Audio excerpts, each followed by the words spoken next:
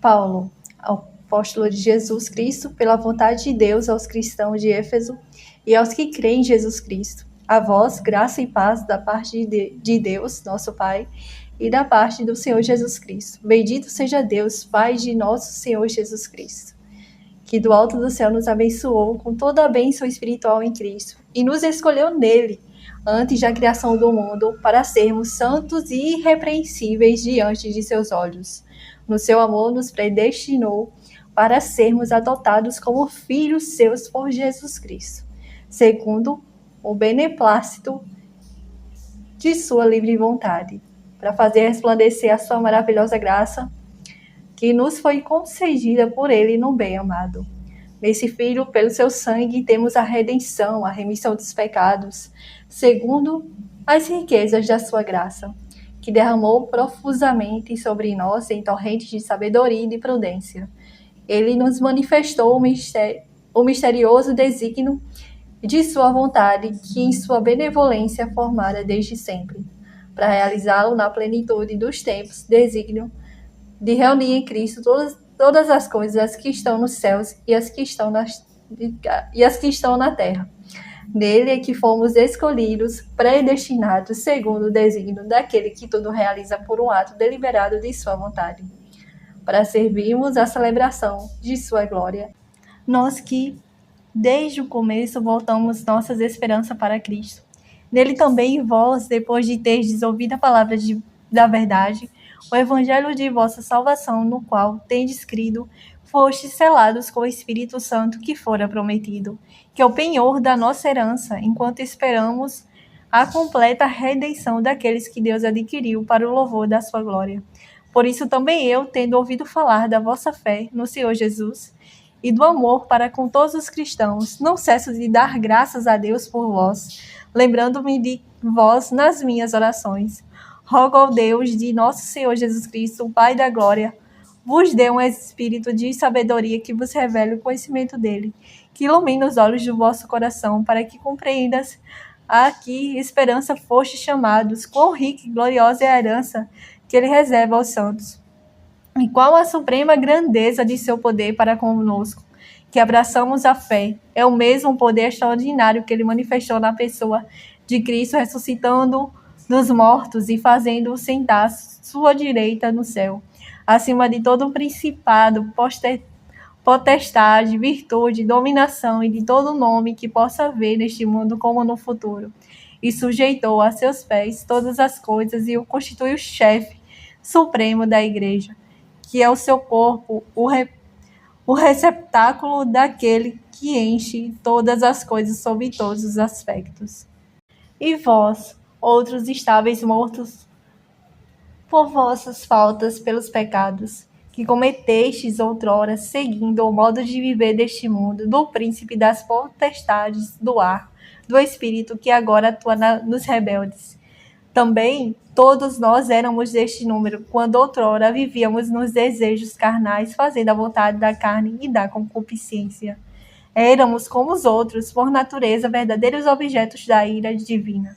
Mas Deus, que é rico em misericórdia, impulsionado pelo grande amor com que nos amou, quando estávamos mortos e em consequência de nossos pecados, deu-nos a vida, juntamente com Cristo. É por graça que fostes salvos. Juntamente com ele, nos ressuscitou e nos fez assentar nos céus com Cristo Jesus. Ele demonstrou assim pelos séculos futuros a imensidão das riquezas de sua graça pela bondade que tem para conosco em Jesus Cristo. Porque é gratuitamente que fostes salvos mediante a fé. Isto não provém de vossos méritos, mas é puro dom de Deus. Não provém das obras, para que ninguém se glorie. Somos obra sua, criados em Jesus Cristo para as boas ações, que Deus de antemão preparou para que nós as praticássemos. Lembrai-vos, pois, de que outrora vós, gentios por nascimento, que sois chamados incircuncisos, por aqueles que se dizem circuncidados, os que levam na carne a circuncisão feita por mãos humanas. Lembrai-vos de que naquele tempo estáveis sem Cristo, sem direito da cidadania em Israel, alheios às alianças, sem esperança da promessa e sem Deus neste mundo.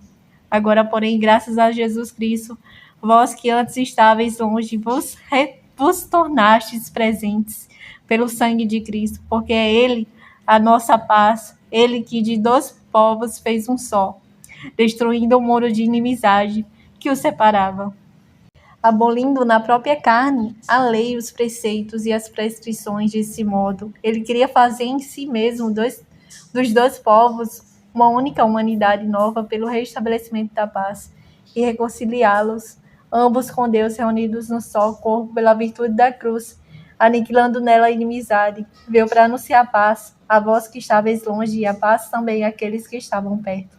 Porquanto é por ele que ambos temos acesso junto ao Pai no mesmo Espírito. Consequentemente, já não sois hóspedes nem peregrinos, mas sois concidadãos dos santos e membros da família de Deus, edificados sobre o fundamento dos apóstolos e profetas, tendo por pedra angular o próprio Cristo Jesus. É nele que todo edifício harmonicamente disposto se levanta até formar um templo santo no Senhor. É nele que também vós outros entrais conjuntamente pelo Espírito na estrutura do edifício que se torna a habitação de Deus. Por essa causa é que eu, Paulo, prisioneiro de Jesus Cristo, por amor de vós, gentios, vós deves ter aprendido o modo como Deus me concedeu essa graça que me foi feita a vosso respeito. Foi por revelação que me foi manifestado o mistério que acabo de esboçar. Lendo-me, podereis entender a compreensão que me foi concedida do mistério cristão, que em outras gerações não foi manifestado aos homens da maneira como agora tem sido revelado pelo Espírito aos seus santos apóstolos e profetas. A saber que os gentios são co-herdeiros conosco, que somos judeus. São membros do mesmo corpo e participantes da promessa em Jesus Cristo pelo Evangelho. Eu me tornei servo desse Evangelho em virtude da graça que me foi dada pela onipotente ação divina. A mim, o mais insignificante dentre todos os santos, coube-me a graça de anunciar entre os pagãos a inexplorável riqueza de Cristo e a todos manifestar o desígnio salvador de Deus, mistério oculto desde a eternidade em Deus, que tudo criou. Assim, de hora em diante, as dominações e as potestades celestes podem conhecer pela Igreja a infinita diversidade da sabedoria divina, de acordo com o desígnio eterno que Deus realizou em Jesus Cristo, nosso Senhor. Pela fé que nele depositamos, temos plena confiança de aproximar-nos junto de Deus. Por isso vos rogo que não desfaleças das minhas tribulações que sofro por vós. Elas são a vossa glória. Por essa causa dobro os joelhos em presença do Pai, ao qual deve a sua existência toda a família no céu e na terra, para que vos conceda, segundo o seu glorioso tesouro, que sejam poderosamente robustecidos pelo seu Espírito, em vista do crescimento do vosso homem interior. Que Cristo habite pela fé em vossos corações, arraigados e consolidados na caridade, a fim de que possas, com todos os cristãos, compreender qual seja a largura, o comprimento, a altura e a profundidade. Isto é, conhecer a caridade de Cristo, que desafia todo conhecimento, e seja cheios de toda a plenitude de Deus. Aquele que, pela virtude que opera em nós, pode fazer infinitamente mais do que tudo quanto pedimos ou entendemos. A ele seja dada glória na Igreja e em Cristo Jesus, por todas as gerações de eternidade. Amém. Enquanto Apolo estava em Corinto, Paulo atravessou as províncias superiores e chegou a Éfeso, onde achou alguns discípulos e indagou eles: Recebestes o Espírito Santo quando abraçastes a fé? Responderam-lhe: Não, nem sequer ouvimos dizer que há um Espírito Santo. Então, em que batismo fostes batizados? Perguntou Paulo. Disseram: No batismo de João. Paulo então replicou: João só dava um batismo de penitência, dizendo ao povo que cresce naquele que havia de vir depois dele, isto é, em Jesus. Ouvindo isso, foram batizados em nome do Senhor Jesus. E quando Paulo lhe impôs as mãos, o Espírito Santo desceu sobre eles e falavam em línguas estranhas e profetizavam. Eram, ao todo, uns 12 homens. Paulo entrou na sinagoga e falou com desassombro: por 3 meses, disputando e persuadindo-os acerca do reino de Deus. Mas como alguns se endurecessem e não crescem, desacreditando a sua doutrina diante da multidão, apartou-se deles e reuniu à parte os discípulos, onde os ensinava diariamente na escola de um certo tirano. Isso durou 2 anos, de tal maneira que todos os habitantes da Ásia, judeus e gentios, puderam ouvir a palavra do Senhor. Deus fazia milagres extraordinários por intermédio de Paulo, de modo que lenços e outros panos que tinham tocado seu corpo eram levados aos enfermos, e afastavam-se dele as doenças e retiravam-se os espíritos malignos. Alguns judeus exorcistas que percorriam vários lugares inventaram invocar o nome do Senhor Jesus sobre os que se achavam possessos dos espíritos malignos com as palavras: "Esconjuro-vos por Jesus, a quem Paulo prega." Assim procediam os 7 filhos de um judeu chamado Sebas, sumo sacerdote. Mas o espírito maligno replicou-lhes: "Conheço Jesus e sei quem é Paulo, mas vós quem sois?" Nisso o homem possuído do espírito maligno, saltando sobre eles, apoderou-se de 2 deles e subjugou-os de tal maneira que tiveram que fugir daquela casa feridos e com as roupas estraçalhadas.